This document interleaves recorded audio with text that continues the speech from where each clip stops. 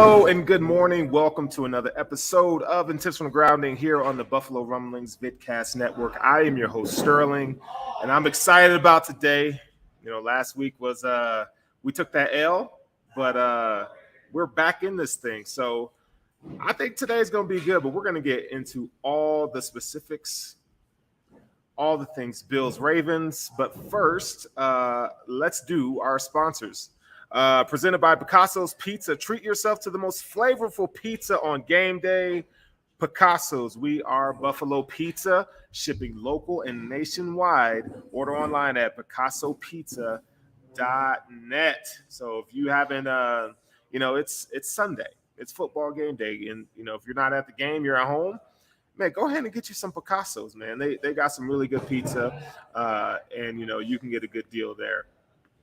Before we do our shout outs, just like last week, I do have another sponsor here. The one I'm excited about, Slide a Shelf. Bills fans, are your cabinets in need of a timeout? Say goodbye to fixed dimension options, wasted space, and long waits. Slide a Shelf offers high quality, customized, perfect fitting slide out shelves and cabinet organizers that make it easy to reach and organize the items you use most in your everyday life.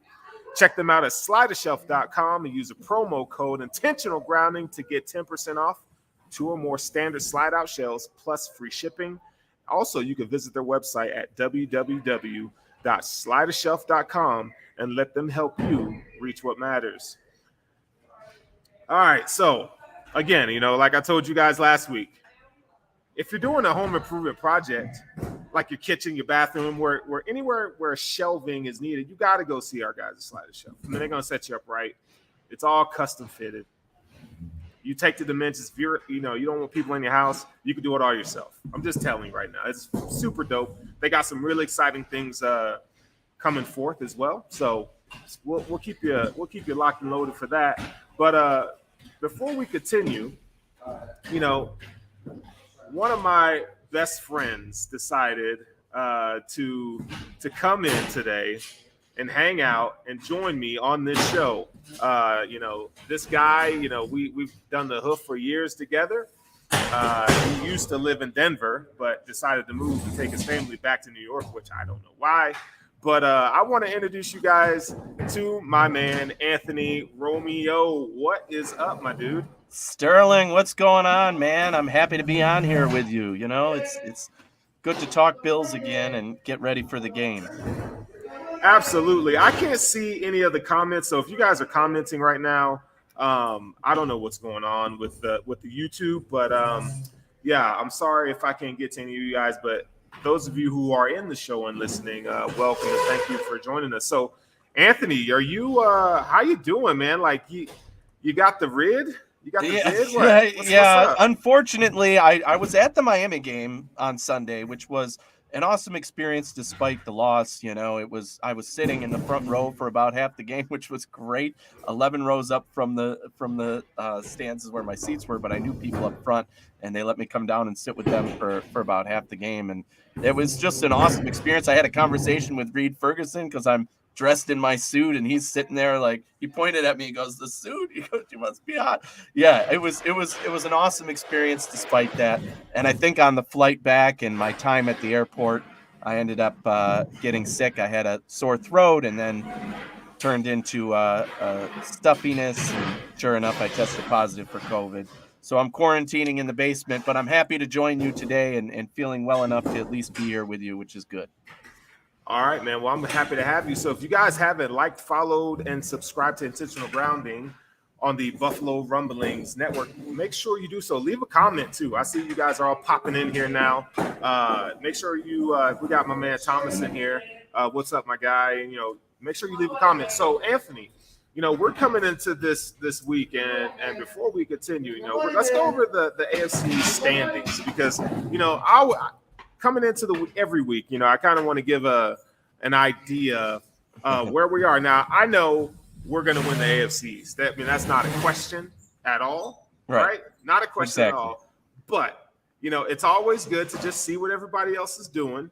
So here are the standings as of this week. We got the Dolphins at 3-1. They lost the Thursday night game to the Bengals. The Bills at 2-1. the Patriots and the Jets are sitting at 1 and 2 now. Let me explain the arrow down. So the reason why I have the arrow down with the Dolphins, not only did they lose, but they potentially ruined the career of Tua Tagovailoa. Now, you know, you could say, well, how do you know that? I don't know that for sure, but when you have neurological damages, you know, those are things that you have to be cognizant about. And we're going to jump into that, Anthony. I'm going to get your take on that. And then the Patriots at 1 and 2, they lost Mac Jones last week, and they lost the game to the team we're going to be facing today, the Ravens. And then you got the Jets at 1 and 2. Good thing for the Jets, though, they do have Zach Wilson coming back, but I have an arrow down there because I'm just not sure the direction they're taking their franchise. And but Joe Flacco's playing considerably well for Joe Flacco. But Zach Wilson starting the game today. And then, you know, you got the Bills at 2 and 1. The reason why I have an arrow up, even though they lost last week, is because they're getting a tad bit healthier.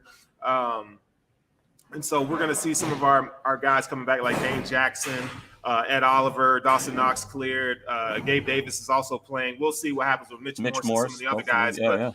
We'll see what happens. So let's so that's the standings in the AFC East. So Anthony, I mean, you're not a neurological surgeon by any means, but you have a close tie and connection to the medical field. Yes. I mean, what as a fan and as a doctor, how do you feel about the Tua situation? How did that hit you? Well, I mean, it's a mess, right? It's definitely a mess. Where so many wrongs done almost on every level, right? The player is always going to say, "I'm fine. I want to go back in," right? So I take it away from the player himself, but the doctors involved, the staff involved, the coaches involved. If you have a pair of eyes and you saw what happened, there's no way you would let him back in the game against the Bills, and then the whole problem with the story, getting the story straight, right? This happened in the NFL for years, and for a long time, nobody blinked, right? Because the players put themselves on the line, and it was all about the NFL making money, and that's it. Once they started praising and putting all money into player safety and now preaching about, oh, we're all player safety, they changed the storyline, right? To say, okay, we do care about these guys. Well, it turns out now apparently there's not, right? They don't care about player safety, or at least things are still not being done the right way. I was at the game again when Tua got hit. I did not see his head hit the ground. Right. I did not see him get back up and stumble. But the word in the stadium was there's no way he's coming back. At halftime, everybody I talked to, Dolphins fans, Bills fans, oh, there's no way he's coming back. He had a concussion. He's not coming back. Yeah, okay, good. All right, we'll see what happens in the second half then. And then he comes back the first drive, and I'm not kidding. In the stadium, the Dolphins fans around me were like, Tua's back in the game? I'm not sure Tua should be back in this game. Tua's out there. Right. So they were uneasy about it. And me as a Bills fan, I'm like, okay, I don't know if I'm conflicted because, yeah, I'm a Bills fan, and it would have been better if Tua wasn't in the game. But the fact that he's out there after a concussion, even rumors of a concussion, without, trusting the medical staff, I had to assume then and there, okay, there was no concussion. That's all it was. Okay, we had it wrong, I guess. It was reported wrong. He's fine. He goes back out there.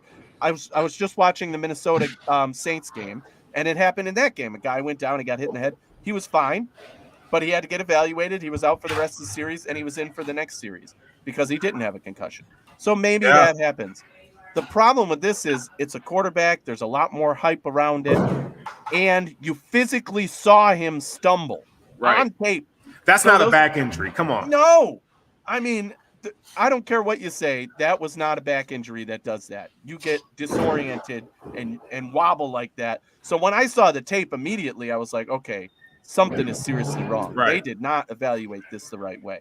And then going into the week, they said, oh, we evaluated him for concussion every day. If it was a back injury, why are you evaluating him for a concussion? Exactly. You're lying. Exactly. You got caught in your own damn lie. So clearly it's bad. It's really bad. And then he gets that unfortunate, seeing his hands do that. Yeah. Right? That, to me, was a vertebral injury where your spinal cord is being pinched and you lose control of your hands and they do something like that. Yeah. That was scary stuff when I saw that. And it is scary. And, it's like I mean, when you look at the situation with the Dolphins as a whole, let's talk about it. And we're not going to stay on the Dolphins too long, but I want to get this point out is that, last year they flirted with Deshaun Watson. They flirted with Tom Brady. There was no faith from the organization in him as a quarterback. And then you go out there, he starts to have some early season success, and then he has obviously a concussion.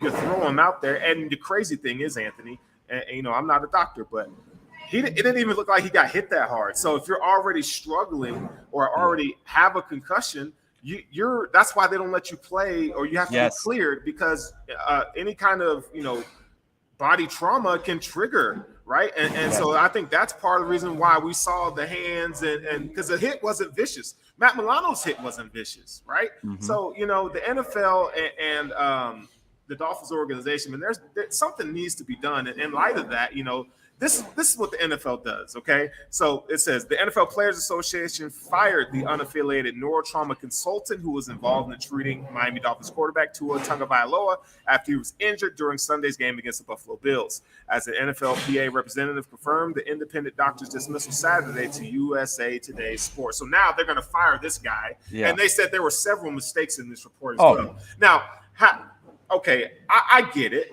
Obviously, there were mistakes made, but come on, dude. Like, this stuff has been going on for a long time. Yeah. Long time. It's unfortunate, and they're trying to scapegoat the one guy, right? Somebody had to take the fall. You were the surgeon. Now, don't get me wrong. That guy should be fired, 100%. He's fired, no doubt. Like, that was the least common denominator of this all. However, the blame doesn't stop with him. Like I said at the beginning of this conversation, the organization, the coaching staff, anybody who saw that video and thought it was a good idea or had to okay Tua going back into the game, which starts, I assume, with the coaches. And yes, he's talking to the medical people, and they're saying, yes, he's okay. And that's fine. The doctor says he's okay, but your eyes and your football experience should tell you that that's not okay, no matter what the doctor said. So you are still at fault. And then you go ahead and put him into the next game when there becomes the medical problem. Like you said, when you have a concussion, you're more susceptible. That's why we can't put you out there. Because if you even get dinged again, you're talking you could have serious damage done and more permanent damage done if you don't give your time to rest and recover. Yeah, it's sad. So the whole organization is I hope the NFL comes down on that. Yeah, I do too. And says and does something to Miami as a whole. Whatever it is, fines, loss of draft picks, people get fired, but there is a lot more damage and punishment that has to come down here. Yeah, it's sad, but we're going to keep it moving here. And just so you guys know, I am at a fine establishment downtown Denver called Jackson's Bar Grill. Anthony, you know Jackson's. Yeah, absolutely. But you aren't here. But I am at Jackson's hanging out here. I'll be here for most Bills game days.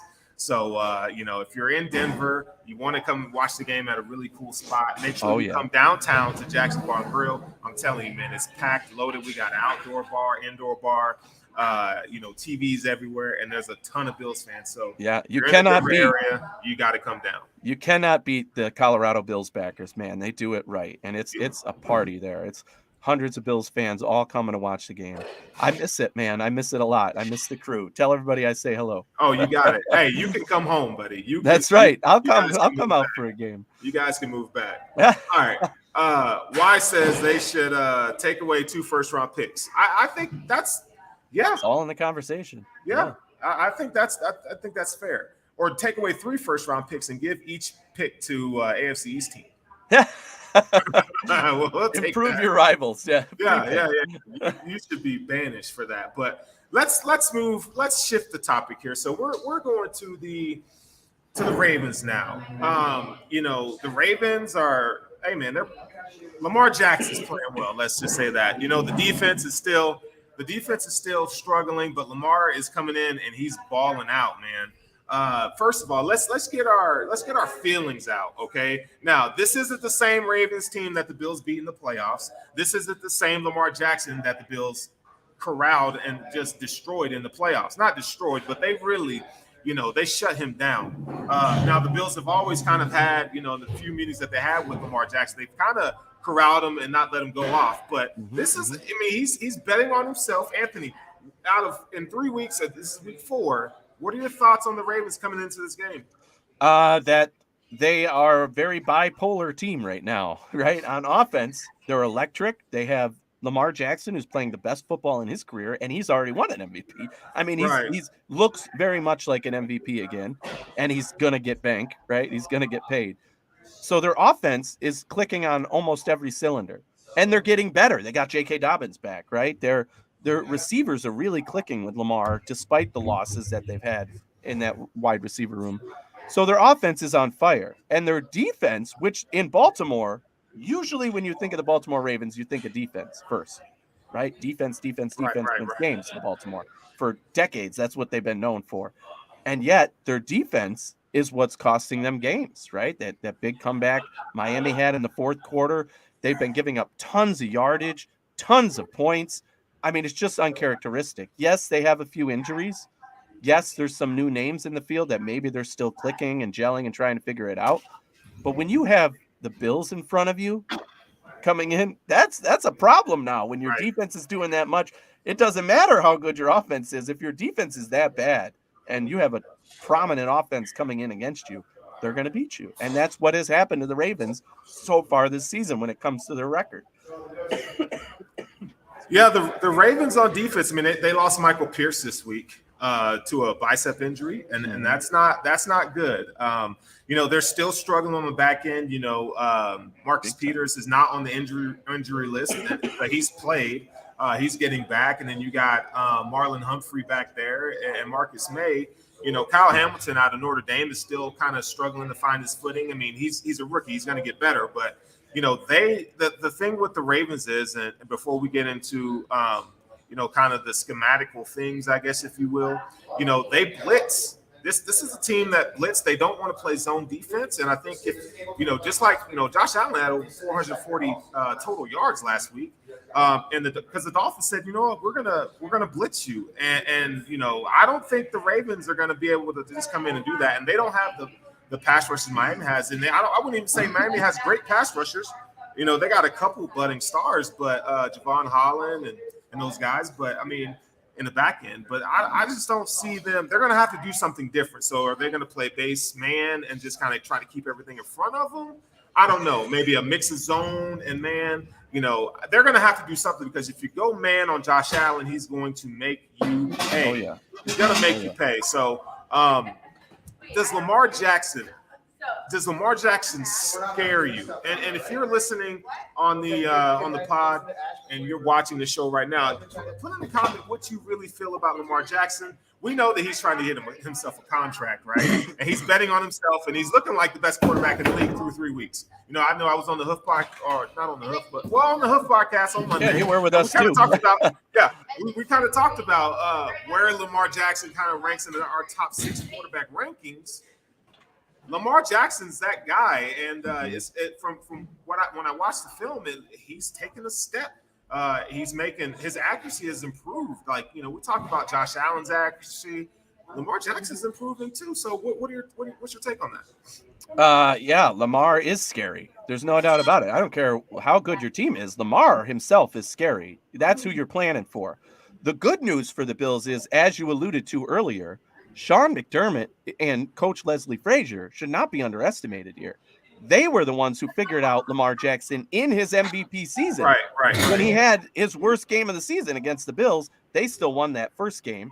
But then when we faced them again, they shut him down again. And so that gives me some hope that Sean McDermott and Leslie Frazier have figured out how to contain him, meaning not let him run on you, literally contain him. And then how to limit him when it comes to the pass. And I do trust our defense to be able to cover their pass catchers, right? Granted, they do have they like to throw to the tight ends. Like having Andrews, who's a beast. They're going to get theirs. I'm not expecting a shutout by any means. But it gives me hope that, again, our coaches have game planned for Lamar Jackson very well in the past. There's no shutting him down, I don't think, but you can certainly game plan for him and contain him to limit him. Because to me, the only shot the Ravens have is to score quickly, to shut down the Bills, and to score quickly again. If they go up by 2 scores quickly in this game, they maintain the momentum, then maybe they could do something in this game. But if they don't, and they allow the Bills to have a drive and score points, you don't want it to be a shootout if you're Baltimore, because you're going to lose ultimately in that. Right, right. And Lamar Jackson, his completion percentage is 63.6%. He's got 749 yards passing. He's averaging 8.5 yards per attempt, 10 touchdowns, 2 interceptions, and he's been sacked 6 times. You're going to have to those sacks. You're going to have to work for those sacks. If you're planning on sacking Lamar Jackson, which is extremely hard to do, you're going to have a tough time there. But again, on the ground, he's got 26 attempts for 243 yards rushing.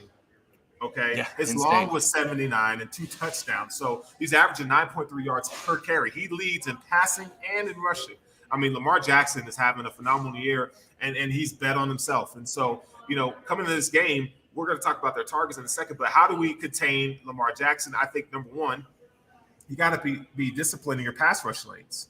You can't be coming out there and just be so, gun-ho on sacking the quarterback that you kind of undisciplined and let Lamar Jackson, you lose contain them, get outside of you. You can't do that this week.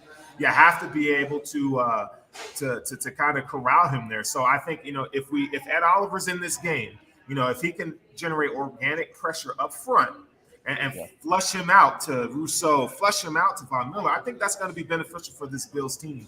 If you're in the chat today, look on there, look and see if there's anything about Ed Oliver suiting up for the Bills this morning, because I can't see it. For me real quick. But we need it. This is a game where you need Ed Oliver. You need some explosion up the middle.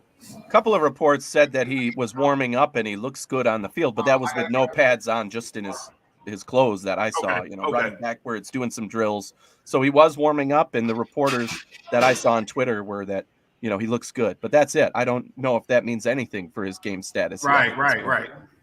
Yeah, but I agree. Ed Oliver is a key piece to, if he's available and he can generate that pressure, it's going to do a lot for you, because those other guys can start to key in on where is Lamar going once that pressure gets there, right? Around the edges, keep him in the pocket, or in at least on that side of the line of scrimmage, right? So right. You gotta contain him. That's the big thing. So moving on to who is Lamar distributing the ball to, right? And I think we can look no further than Mark Andrews, who right now has 245 yards receiving as a tight end. He's doing great. He's got 22 receptions for 245 yards, 3 touchdowns. Lamar Jackson, we know that Lamar likes to hit him over the middle. He likes to hit him, down the seam. And the cool thing about what's going on with Mark Andrews is that they're using him in different ways. We saw him last week kind of do the thing that Travis Kelce does on the shovel pass and so forth. So they want to get him involved as much as possible. Mark Andrews is playing like the best tight end in the league right now. Mark Andrews leads the Ravens with 36.5% target share. So he's seeing the ball a lot. And the next target share, you got what's his name? Rashad Bateman. He's next. So this offense funnels through Mark Andrews. And so cool thing is, Bill's got some of the best coverage linebackers in the league. So Anthony, what say you about how the Bills can maybe stop Mark Andrews with Tremaine Edmonds, Matt Milano? Agreed that it's going to come down to some of the linebacker play here, and maybe a little of Taron Johnson as well, I guess, if he's in there. But I think when it comes to Mark Andrews, he's a tight end, but really he's wide receiver 1 on this team. He's pass catcher 1 on this team. And again, if you're game planning wise, he's the first name you look at. No disrespect to Bateman and Devin Duvernay, who's having a great start to his season. It's still Mark Andrews on the line of scrimmage. Where is he going? What's he going to do? And to me, the first thing I think about is third downs, right? Because Lamar Jackson is going to want to find Mark Andrews on third downs. Whatever it is, third and short, third and long, he's looking at Andrews. So the Bills defense and our linebackers do have to be able to maintain that coverage and be smart about where is Mark Andrews going, what kind of routes is he going, how do I contain Mark Andrews? Get some touching up front on the line, push him a little bit, get him uncomfortable so he doesn't get into his route. Usually that doesn't work with a guy that big. So you really just got to stay with him on his routes and be ready for the ball to come your way, right? That could be just getting your hand in there and batting the pass down is a great play to make, right? You don't have to necessarily intercept the ball or be one-on-one coverage with him. Just hang with him to not allow Lamar to thread the needle and get the ball to him. That being said, again, I don't think there's any shutting him down, right? Mark Andrews is going to catch passes in this game. He's going to have a good game. If anybody's going to go over, I don't know, 80 yards receiving, it's going to be Mark Andrews in this game, right? So although I'd like the Bills to contain him to much less than that, and I do think it's possible, he's still going to be the one that Lamar is looking for and going to, and he's going to make a few catches in this game. Yeah, so real quick, Joe Biscaglia reports that Ed Oliver is inactive. Oh, he's inactive today. So I guess he went out in warm-ups and they decided to shelf for another week. So, with that being said, this is the kind of game where, the Ravens, in terms of running back contributions, they're not great. Their running backs are kind of ho-hum, and J.K. Dobbins is still coming off an injury, so he's trying to trust that knee a little bit. Justice Hill, Kenyon Drake are guys that have been getting the lion's share of the carries. And so J.K. Dobbins had 7 carries for 23 yards last week. So I guess we're going to have to rely more on Daquan Jones. I felt like we didn't get enough push up the middle last week. And now, Jordan Phillips with that hamstring, he's going to be out. So I guess it's up to Daquan Jones and Tim Settle to kind of, they need to step up big today. We need a whole defensive line to kind of step through. Now, on the flip side, Anthony, Ronnie Stanley is out, for the Ravens. Also, Patrick McCarry. So he was their backup. So he's out as well. Justin Houston, one of their pass rushers, he's old as sin. That dude's super old, but he's going to be out. So they're still, the Ravens are battling some injuries, but Jordan Poyer, Mitch Morse, and all the guys are going to be back in the fold today. So that's on the positive. Oh, yeah. All right, so let's keep it moving here. So we talked about Mark Andrews' contribution. I don't see, much from the Ravens run game going on, but what about the Bills run game? Now, just like the Ravens, the Bills struggle with getting these running backs going. Now, we saw a run from Zach Moss for 40 yards last week. I mean, I don't want to see Zach Moss. I'm gonna be honest with you. Me neither. I could care less, and they could release him for all I care. But this is a game where we need to see more James Cook and we need to see more touches from Devin Singletary because this Ravens team likes to blitz. There has to be opportunities for these running backs out of the backfield on swing passes, on Texas routes, and so forth. Josh Allen doesn't utilize them this week. So what do you think about that? How many carries can you see between Singletary and James Cook today? I like that you said James Cook because I do think that James Cook, they're trying to work him in. And we've seen Sean McDermott take this route with rookies in the past, right? Very little action early on and then give them a little more and then see what they can handle. So I do expect, hopefully, a little more action from Cook, especially in the screen. Can you get him the ball and let him make a play? That's what I want to see from James Cook.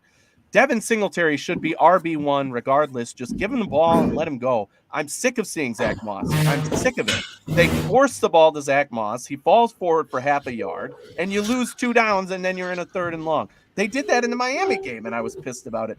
So, I mean, he had a 40-yard run. Great. I don't want to see him on the field. I just don't. I don't like it. If it's 3rd and goal on the half yard, sure, let him fall forward for a half yard. Or if it's 3rd down and half a yard and you're just going to bull rush for, sure, give it to Zach Moss. That's what he's good at. Stop splitting carries between Moss and Singletary. Singletary is your playmaking back. He's a better pass catching back, which is good for the same thing that I just said with James Cook. How many touches do I want them to get? Let's see. First, second, and third quarter. Probably when we're still scoring points a lot. I don't want to see it. I don't want to see a lot of touches from them, to be honest. Great analysis. Scoring points. My point is, in the fourth quarter, when you have a lead, then you hand it off to Singletary, then you get it to James Cook. You let them guys run. So through the first 3 quarters, sure, 20 touches, maybe. Yeah, you know what? I'll say 25 between the two. That's passing and receiving. Yeah, I mean, running and receiving. 25 is a good share for them. But like we were talking about, they got to do better in terms of running the ball, man.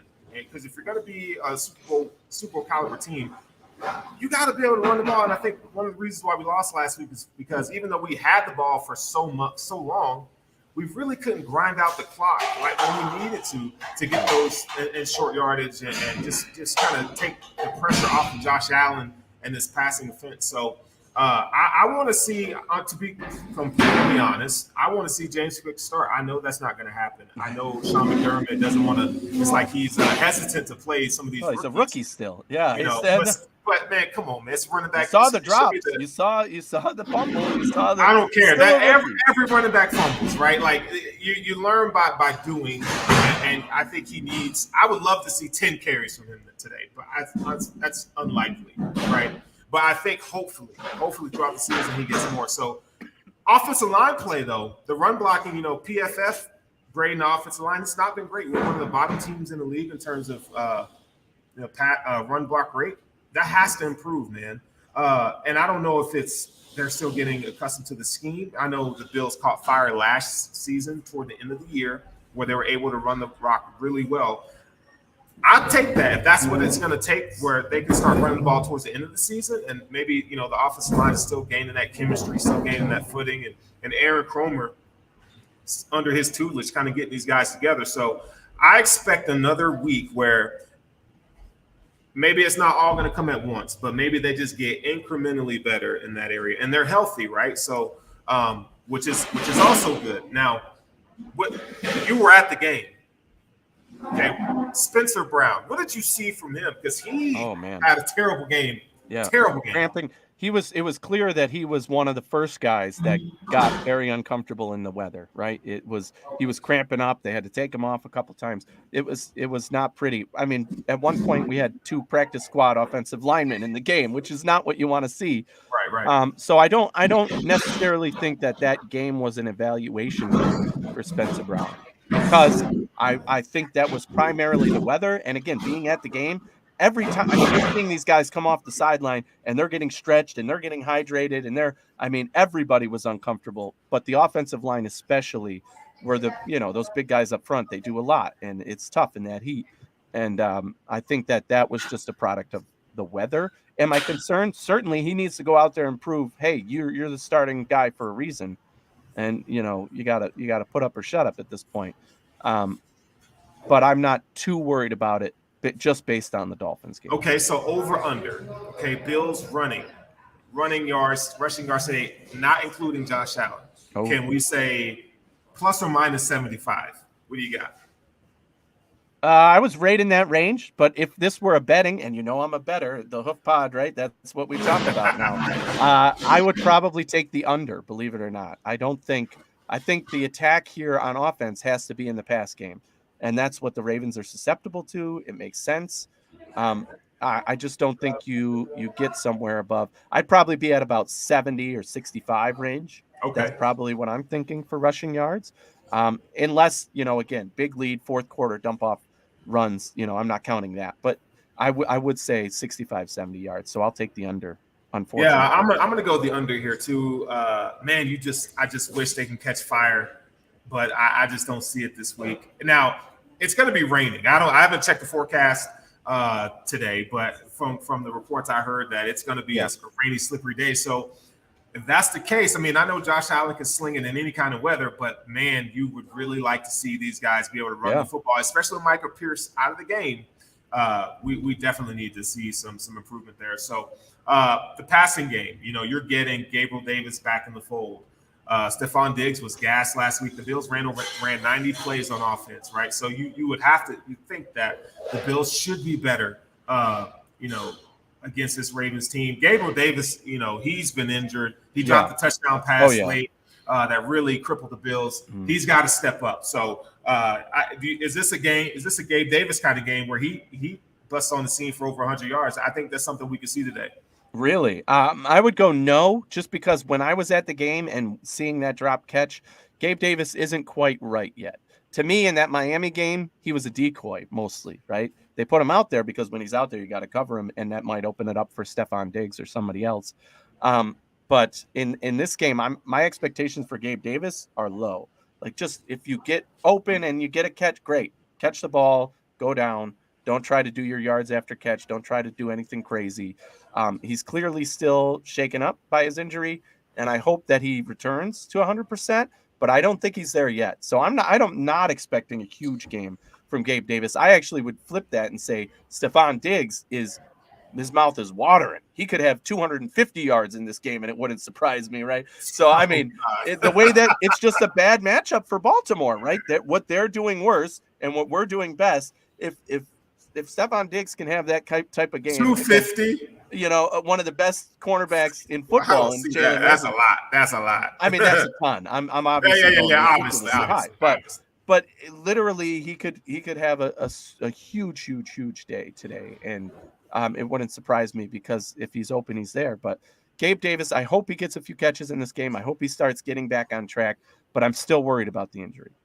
Yeah, no, the injury is concerning, but I just, we don't know the severity of the ankle injury, and he only missed one game. So, I mean, you got to assume that he's a bit better this week. So, I could see 100 yards from Gabriel Davis. I could see 100, 150 from Stephon Diggs as well. I think, like we talked about, this team, they're susceptible to the pass, and you can take advantage of what they got going on the back end, especially if you're going to play man coverage. If you're going to play man coverage, I'm telling you, covering Stephon Diggs and man, covering Gabe Davis and man, and then you got McKenzie out of the slot. It's going to cause problems for this Ravens defense. So you would hope John Harbaugh and the guys, Mike McDonald would kind of scheme up something. But again, Mike McDonald is a new defensive coordinator coming from, University of Michigan. And they've been struggling on that side of the ball. So let's see what happens. But I do think we're going to see improvements in the pass game, slight improvement in the run blocking and the rushing yards today. And especially, again, if it's a rainy day, you're going to have to be able to do that effectively. I would still take the under on that because I think Josh Allen's going to be the one running. Unfortunately, right. we know he's going to get it, but he's going to do it. And in the rain, you're right that Josh Allen's still going to do his thing. He's still going to sling the ball out there. They might not be throwing it 50 yards or more every play, but they're going to be slinging the ball against this defense, and that's what they want to do. Because they know if it comes down to strictly run game, we're at a disadvantage, and we don't want to put ourselves at a disadvantage in that case. So, yeah, I think you do want to establish the run, but I still would put Josh Allen's over yardage over the rest of the running backs, unfortunately. Yeah, well, and just so you guys know, you are listening to the Intentional Grounding podcast on the Buffalo Rumblings Vidcast Network. Make sure you like, follow, subscribe, and comment on the amazing stuff we got going on here at Buffalo Rumblings. So we're getting to the later part of the show. All right, we're gonna end here in a minute, but we're gonna do our score predictions and our stat lines. Okay. But first, tell me who you think is going to be player of the game, and then our sponsor, we're gonna tell you guys who the Slightest Shelf X Factor player of the game is going to be. So Anthony, you take the floor and you tell me who you got today. X Factor or like not Josh Allen, basically? You can go Josh Allen. You can go Josh Allen. I went Josh Allen last week. Okay, for everything I've said, right? The pass game is going to be key today. That's fully on Josh Allen, and I think Josh Allen's going to have the rushing yards to beat out the rest of the running back room. So it's Josh Allen this week, 100% in my mind. So right now, Josh Allen's first in yards per game. He's fourth in passer rating and fifth in completion percentage. Josh Allen, that's a sick little graphic there. Yeah. Nice. So you're gonna go with the Jesus answer here. Jesus in the Bible with the Josh Allen pick. It is too easy, but I get it. I mean, he's probably going to have 400 yards passing. I mean, I just said if Diggs gets 250, it could be Diggs, I guess. Okay, so give me your Josh Allen stat line prediction. What do you got? It's the weather. That's a factor. If it's really wet and nasty out, I think he could stay under 300 yards, but he'd still be around 290, probably 280, right? So I think that's his low for yards passing. Okay. If it's, good enough that you can pass the ball and things are going well, he'll be well over 300, I think, today. And his rushing yards, I think, will be key too. I think he gets 50, 60 rushing yards to lead once again in the backfield. And touchdowns, 4 touchdowns, at least 3 passing, 1 rushing. I think it's a Josh Allen kind of day. Yeah, I could see 300 yards passing. Last week I predicted 320 yards, 3 touchdowns, but he ended up having 400 yards. So we'll see. We'll see what's going on. But I'm gonna tell you right now, okay? Justin is in here, and he says, hello from 30,000 feet above Miami, on my way to JFK. Go Bills. That's where I went. So just wear a mask, man. Trust me. Yeah, you don't want to get the vid, man. Yeah. Right now, we have people coming in. Like I said, we're here at Jackson, so people are starting to come on in. And, it's about to be a party up in here. But Right. let's go ahead and start this next process here. We're gonna do our player of the game. The slide shelf player of the game. Are you ready for this? Are you ready for this, Anthony? It's a little X Factor player of the game. Yes, I'm about to show you who I think is going to be that guy today. And you're going to be surprised, but I have to go with Gregory Rousseau. I like it. Man. Gregory Rousseau is going to be the slide shelf X Factor player of the game. With slide shelf, you can reach what matters. I expect Gregory Rousseau to have 5 tackles for loss, 1.5 sacks, and 5 tackles, 2 tackles for loss. Excuse me. That's what I'm predicting Gregory Rousseau to have today. And as you can see, the party has begun here as they are playing the music in the background. So it's about to go down. So Greg Rousseau, man, he's got to step up today. They're going to need him and Von Miller both without your pressure up front. Yeah, with those guys on the offensive line injured, man, it could be a big day for our defensive line.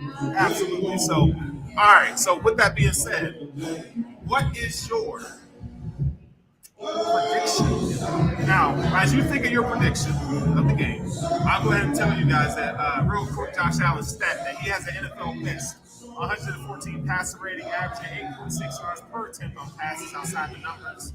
And the Ravens themselves, they blitz on 23% of downs. If you ask me, if you come in here and you blitz Josh Allen on 23% of your downs, you're asking for trouble. So, what do you have? Score prediction. What do you got?